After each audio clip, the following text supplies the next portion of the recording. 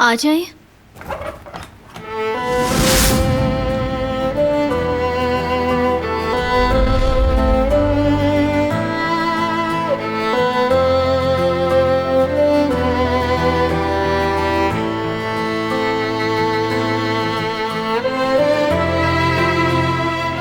ये क्या है?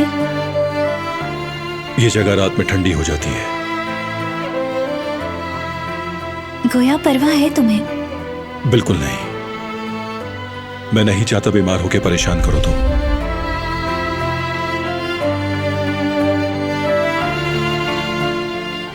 मुझे पता है कि तुम एक मुश्किल आदमी हो।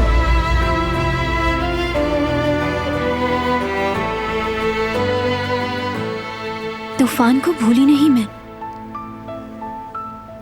उसकी टांग टूट गई थी और तुम उसे मारने वाले थे। तो मारा क्यों नहीं उसे? इस बात का क्या मतलब है? मतलब तुम्हारी शख्सियत के दो रूप हैं। एक शख्सियत इंतकाम और बुराई की है और दूसरी शख्सियत रहमदिली की है। पहले भाई पर गोली चलाई और फिर तुमने उनकी जान बचाई।